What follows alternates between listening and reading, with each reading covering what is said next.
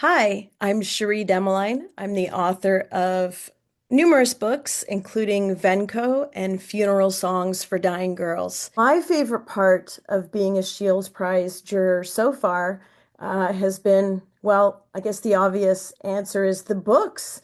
The brilliant, amazing, world-changing books. Some of them had somehow managed to not be on my radar. And getting these incredible titles delivered into my world has just been so amazing. I think something else that I've really loved about being a juror is the brilliance of my fellow jury members, the conversations we've had, the community we've created. This process, a jury process, especially a jury at this level of genius and excellence coming from the writing community, it really is like having the ultimate dream TBR list. And I think for me, the strategy in reading so much in a set period of time has been really trying to curate the specific periods and pieces of time. That being said, I don't always get it right. Sometimes I'll set aside a couple of,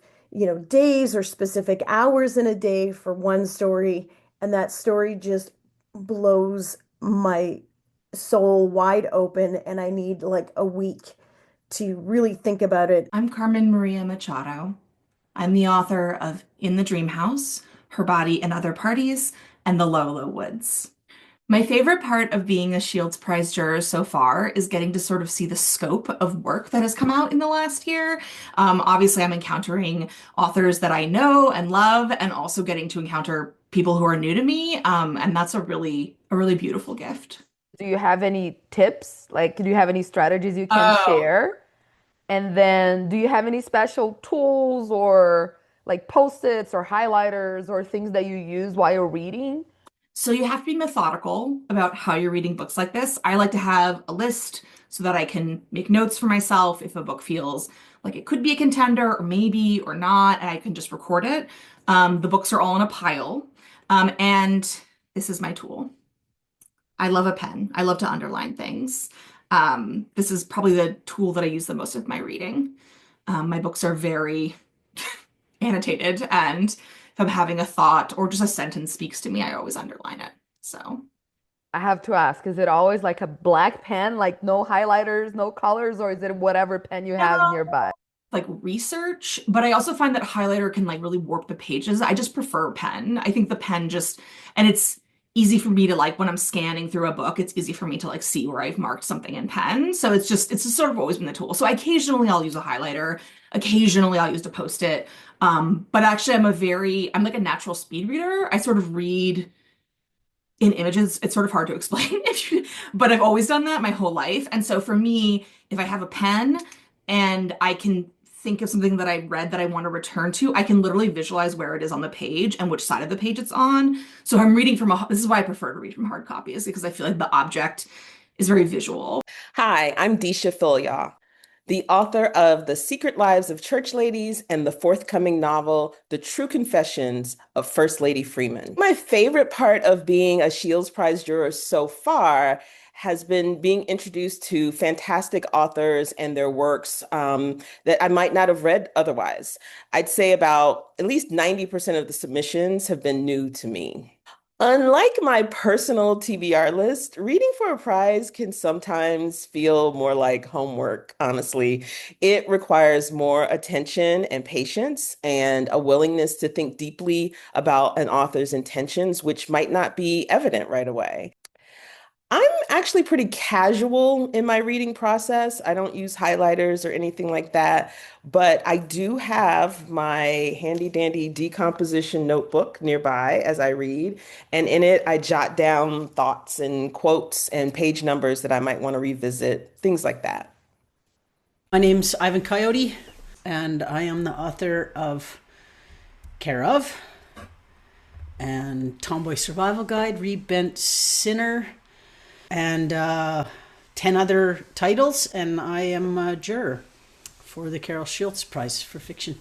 It's very exciting to get like physical hardcover, hard copy books in the mail. It's been really and they've come in like little bits and little bits, and yeah, that's been great. It feels like Christmas every day. I have a notepad.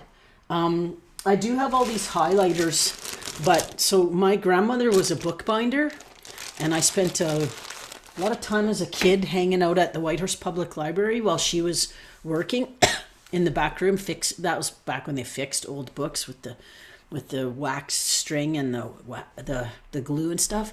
And so I grew up in a family where books were very sacrosanct. They were very sacred. So I do have this quite a array of Sharpie brand highlighters, but I would not highlight the actual page. Books in my family are to be read very carefully so that you could pass them on and not know. So we're not spine breakers. We're not leave them upside downers. We're not like dog ears. I have different pink and blue. I don't know. That's just an accident. And I like this kind of pen. I don't know why. It's got a little fidget guy in there, and they're very tactile. And so I will make notes on the post-it note and post-it note in the thing, but I will not make any. It took me years, even as a published writer, to sign a book inside. I would carefully and kind of reluctantly, because you're writing in a book. Don't do that. So, and then I have bigger post-it notes for like bigger thoughts that I might have. And then I don't know what I did with I have colored recipe cards that are that I've been using as bookmarks. Yeah. I'm Chitra Divakaruni. I'm an author of fiction, and I have a number of novels. My two latest novels are based in India. They are historic novels. My favorite part of being a juror for the Carol Shields Prize for Fiction is reading all of these amazing, wonderful books that have been sent to me. So many authors that I know and love, and so many that I did not know. Reading for a prize is not really like reading my TBR list, because my TBR list, I read it, on my own time. There are books sitting by my bed, and I'm much more relaxed about the process. But here I feel a certain urgency. And I also have to be on in a different intellectual way when I read these books. To read books for a prize, I set aside time in my day. And I set aside time when I'm not like brain fogged or tired. It's really important for me to be fresh so that I can come to each book with my full kind of intellectual attention. One other thing that's important for me to do is to not rush. So I have to give myself time for a book, then I have to pause to kind of clear my mind, and then I have to go on to the next book. So I'm a real paper and pen person. I have to write things down in order to remember them and to let them sink in. So this is the kind of strategy I use. I have different pages for different writers. And then, of course, we've been given a sheet, and then I put my most relevant thoughts over there. One of the pleasures of this process has been working with the other judges. It's so wonderful. I feel like we have a fellowship and we can talk to each other respectfully, but also express our opinions. And I'm looking forward to doing more and more of that.